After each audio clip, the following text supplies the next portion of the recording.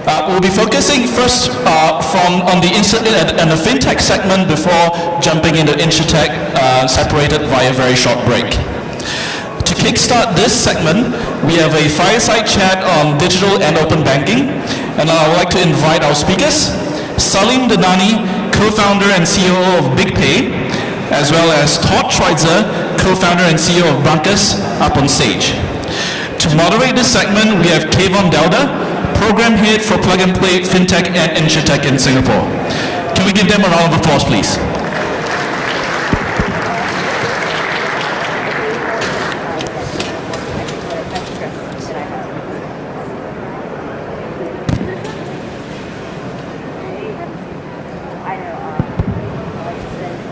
All right.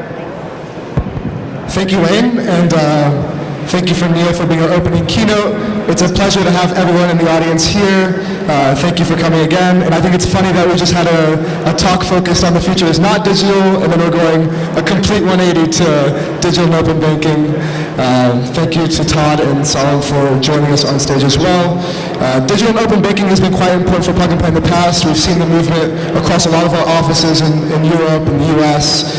We've invested in companies like M26 and Token that are focused on this space as well, and we're looking to explore the trends that we're seeing here in Southeast Asia with two phenomenal panelists.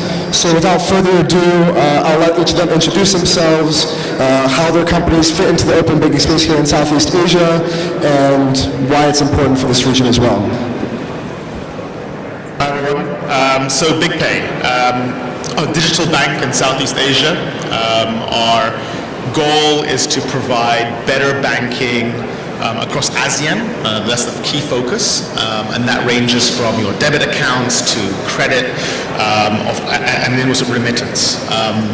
We launched in 2018 in Malaysia. We've expanded quite significantly in market, and now we're doing a regional expansion in 2019 and 2020 going forward. And my name is Todd Schweitzer, CEO and co-founder of Brancas. Brancas has a long relationship with Plug and Play, so we were part of the very first Plug and Play Indonesia accelerator batch in 2017. And then we also participated as a company in the Plug and Play Singapore Fintech group in the last batch. Brancas, we do open banking and payments in Southeast Asia. So we are bringing the models that we've seen in Europe with PSD2 and open banking, and in the US with companies like Plaid, and bringing that to Southeast Asia to enable more easy online banking integrations between fintechs, online businesses, and financial institutions. Great, thanks for the brief introductions. So to jump right into it, we'll start with the past. And I thought what was quite interesting by looking at both of your profiles was that both of you started your companies roughly around 3 years ago in late 2016.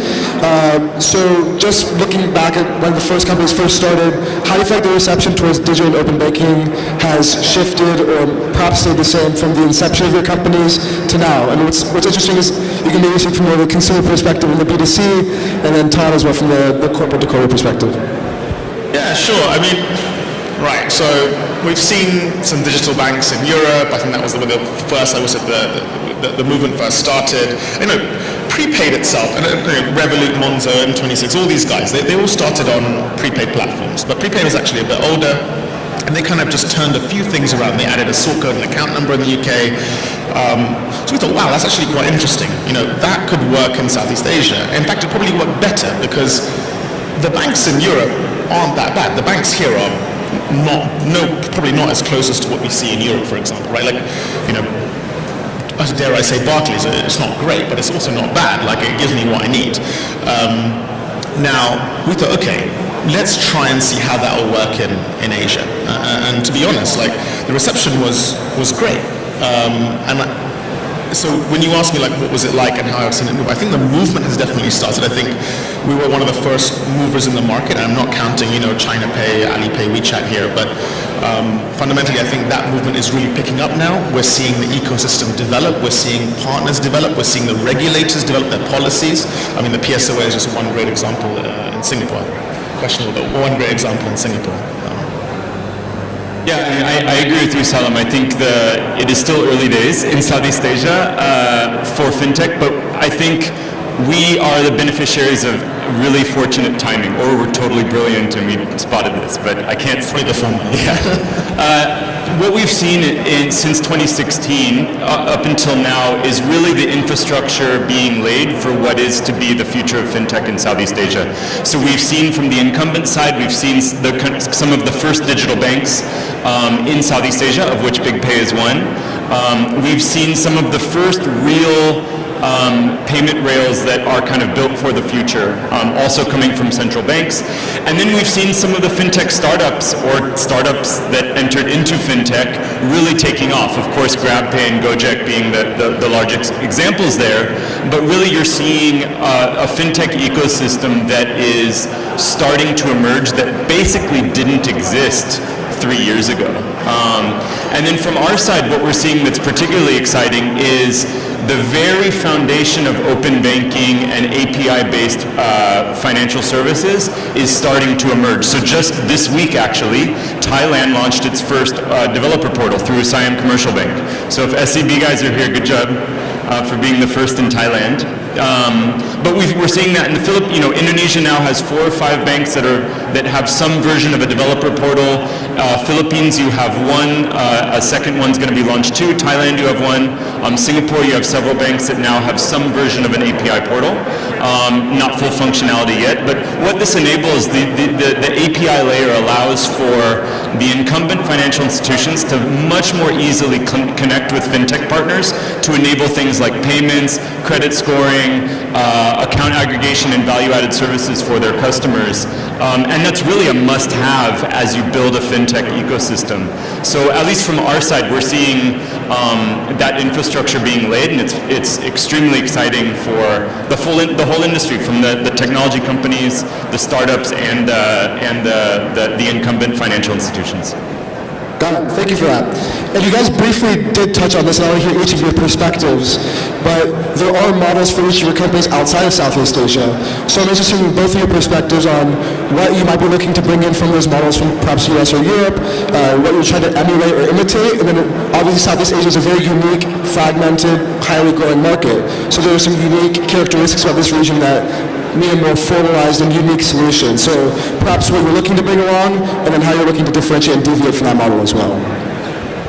Yeah, that's a really good question, actually. So I think one thing to bear in mind is actually break down, well, what were they trying to do in the first place, right? Like, they took a model that works, and it's one of the oldest business models in the world, and they said, okay, I'm going to break it down, and I'm going to offer it and repackage it, and I'm going to offer it across Europe, or UK, or whatever the market may be for definitely the more prominent ones. And so I think we're doing similar things. We're taking the old bit banking model and saying, okay, we're going to break it up, make it easier to use. We're going to give more information. I think Neil mentioned something really interesting. It is the banks and financial institutions' responsibility to help people manage their money better. And why that digitization and providing, a simple experience, a more transparent and better experience is so important here and why we think it's going to be successful is because that middle class is rising. It's a digitally native middle class that's growing. They're educated. They discriminate against what products and services they use, and that is the perfect breeding ground for this, this fintech boom that's happening across ASEAN. Having said that, there is no passporting in Asia. It is a more complex regulatory environment. There are different payment systems. I mean, you look at GPN in Indonesia, and it makes me scared thinking about it. It is not, there are definitely more challenges in this market, so we are bracing for dealing with that from an operational perspective and a product perspective. But then also from a competitive landscape, terminalization is low, right? So how do we make sure that when you go to that Mamak stall or when you want to go to Ali Maju in KL, that you can pay with PayNet or a QR code that they may not have, again, the card acceptance, or when you go and use Prompt Pay in Thailand or whatever it may be. Yeah, so I think Salim's right. So I think Europe and the US are great places to start to look at what kind of new fintech models may look like and how those models may be adopted in the coming years in Southeast Asia. But I think Salim's pointed to a few of these. I think there's some key differences that you have to, or lenses that you have to look at when taking fintech models from more developed markets and looking here. Number one, Salim mentioned it, is the regulatory environment. And it's not even, so yes, it's complex, but in many cases, like the rules are just not written yet, right? And we're seeing in Indonesia now that the rules are written, it's creating a lot of disruption. And they're still underway, but some of the rules have been written already, and it's created a lot of pain and disruption. In markets like Philippines, there is very little, and Vietnam, there's very little regulation on the books now. So you enter knowing that you're in a gray area and that you will need to adapt. So one is complex/absent regulations around fintech. I think two is fragmentation, right? So the Thai consumer behaves very differently than the Filipino consumer, which behaves very differently than the Indonesian consumer.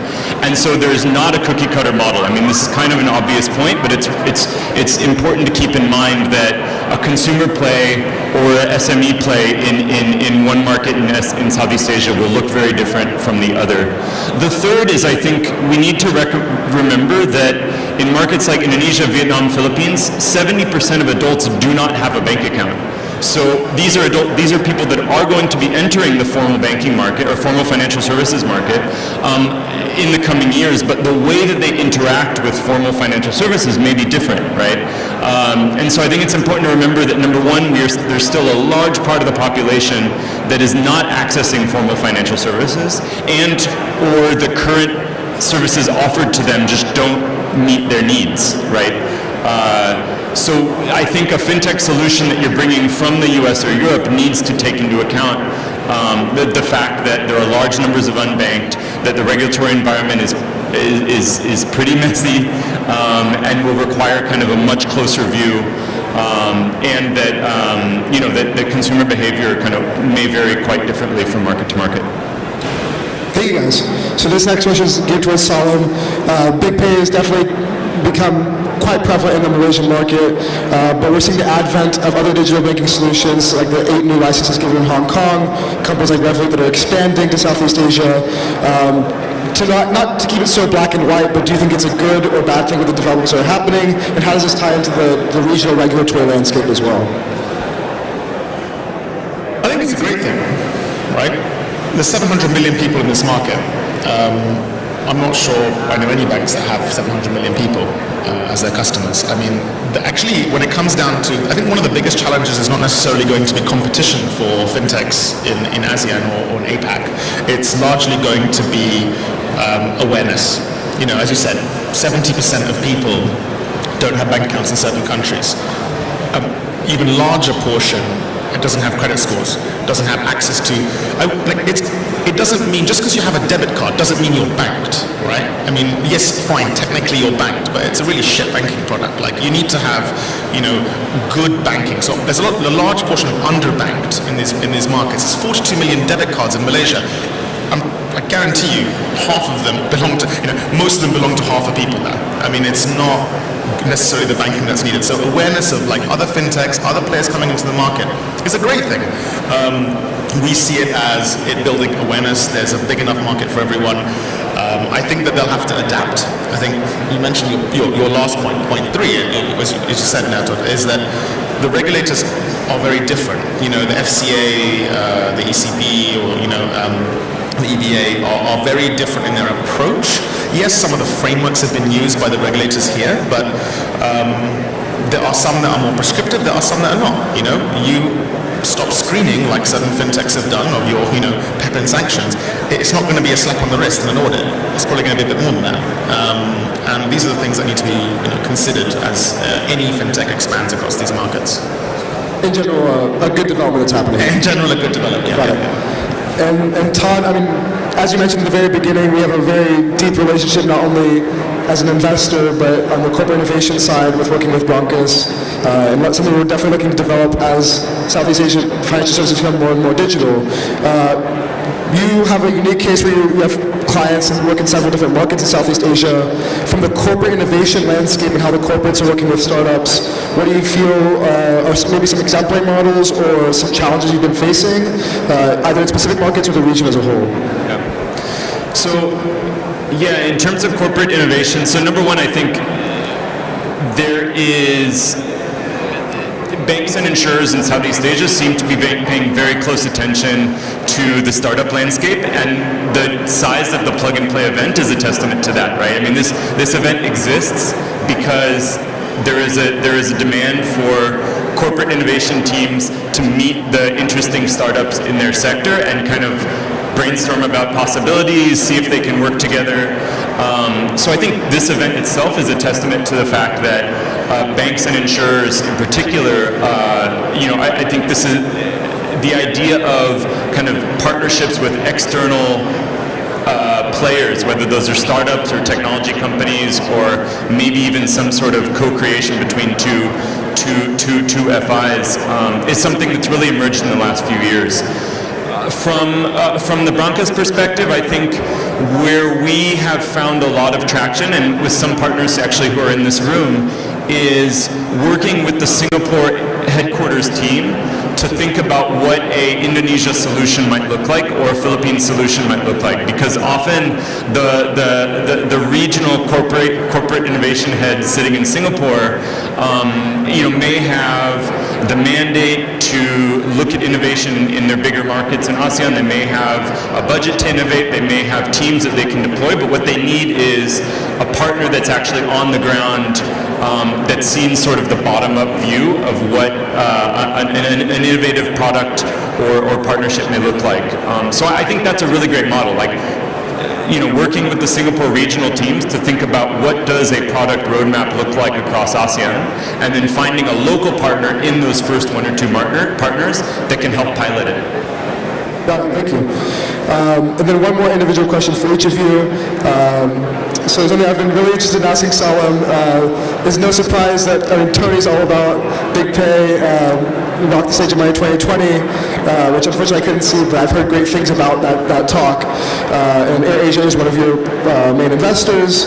So maybe talk a bit about how you have collaborated or how you're looking to collaborate with quite a unique ecosystem you have the advantage of working with. Sure, yeah, I mean, look, firstly, corporate innovation is a tough one, right? But there are models that it works, and I think this is one of them. It's like, if you can get it right, it's great. If you get it wrong, nothing changes, right? Well, not much changes, maybe a couple million quid.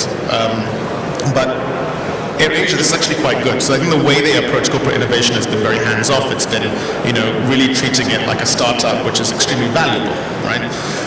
Having said that, AirAsia is one of the companies, only 3 companies, Gojek, Grab, and AirAsia that have 100 million passengers. And AirAsia has 100 million passengers, and you can't get on a plane with, an email address and a phone number. You need to have good data, and that's high-resolution data. And that is an area, I'll let you draw your own, inferences as to how we use that data. But that is super interesting to understand who our users are, and for a bank, that's key as we move into like different things like credit and remittances and risk scoring. So for us, we see the collaboration as very much as a distribution play. We understand that when people travel, that's one of the hooks that we have, but we very much stayed away from being a travel card. That's, we want to be a holistic banking solution. And then the group of companies actually opens up even more. So companies like Tune Protect, for example, offering insurance and really completing that ecosystem of financial services for a big pay customer. So that's how we're collaborating. Great. And Todd, I think we spoke on this a bit earlier, but I guess when you compare the corporate innovation landscape in Southeast Asia, and you compare it to other regions or even other companies outside of financial services, it seems like the movement in Asia is a bit slower. What would you attribute to that factor? If you agree with the statement, feel free to disagree. But what would you attribute to that factor, and what could corporates here learn from players outside of their main ecosystem and perhaps in other markets that you recommend them to look into? So first, would you agree or disagree that the corporate innovation landscape is faster or slower than perhaps other regions of the world? And if so, how would you recommend they move forward in terms of working with startups? In other words, what should they be looking to do on their own, and what should they be looking to partner with?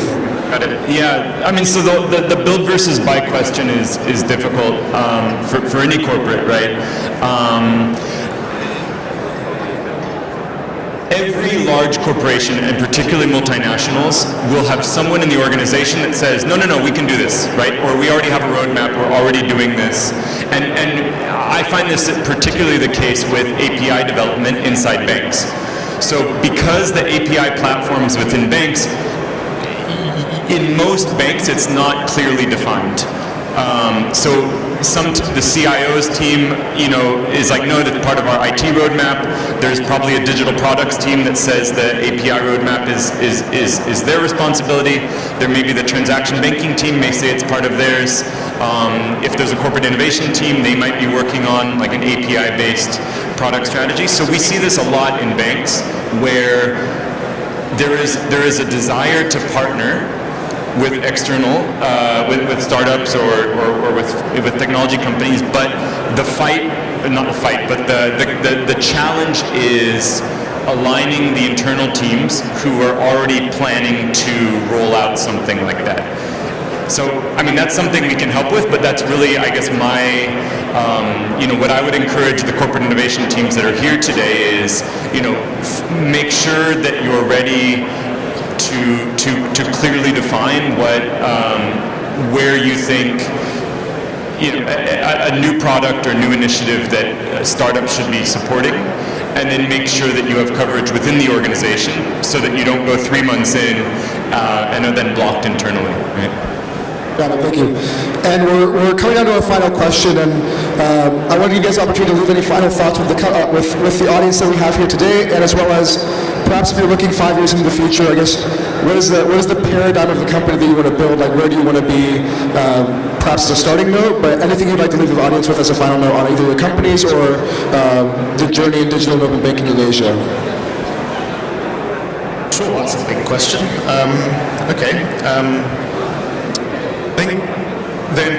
I think what we want to be, we're developing, as I mentioned, digital banking, really expanding it. If we're successful in 5 years' time, we're going to be really, really good at providing a holistic and good financial service, the whole portfolio of financial services to the middle class across ASEAN. But that is our success metric. That's a huge population base. And it also means continually innovating. I think you touched on a really good point, right? Just to kind of pop back to the previous question a little bit, right? Why challenger banks, digital banks? It's not, as I said, it's not a new model, it's a new technology stack. In 5 years' time, there's going to be new technology again, right? So the problem is not saying, okay, I've just got new technology and that makes me a digital bank. Actually, it's about organizational structure, right? And this is why these guys are, and we will be successful, I hope, right? And I think this is exactly the direction we're going. And we're very conscious about this, like, because you can't stifle innovation. The moment you forget about it, the moment that you, allows fiefdoms of Napoleons to build up, essentially, it's when you stop innovating. It's when you stop, I think what Neil was saying earlier, stop that innovation within your teams and stop inspiring teams. So going back to your question now, like, if in 5 years' time we're able to continue our innovative path and still keep delivering, the most avant-garde, financial services, that's a success metric. I think the biggest challenges in this market are going to be how the payment market stitches up. Again, payment is hygiene, and no one really knows how it's going to work out. I think we're seeing nationalistic kind of policies come up, some protecting the banks, some protecting data. Not wrong, not good or bad. I don't really necessarily have a view. I think it will, but how it plays out and how the fintechs and banks in this room and out of this room are able to be successful will largely depend on how that becomes one cohesive platform across ASEAN and Southeast Asia, more broadly. Thanks. Tom? And then I'll speak on the corporate side. I would encourage, so there are some amazing startups behind you in the expo area.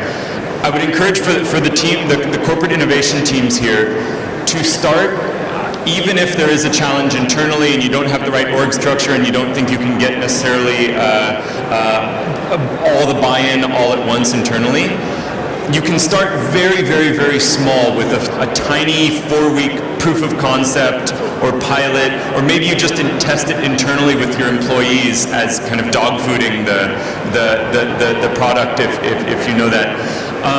The startups the startups are super eager to, especially B2B, super eager to work with corporates, and what they consider to be actually a very big and exciting initiative for the corporate may be something extremely small, extremely low impact, but shows that it's a demonstrable success that will then allow you to then take it to the bosses and say this is worth investing in the long run. So I guess my parting words to the corporates are, I would encourage you to step out, try a small POC with some of the startups behind you, and show the traction in a demonstrable way that you can then bring to the broader team, because that's typically how how to get buy-in, but also it's something that you will see the startups will be extremely excited to put 110% effort into ensuring it's a success. So it's really a win-win for both sides, and that's what's been very successful for Broncos. So yeah.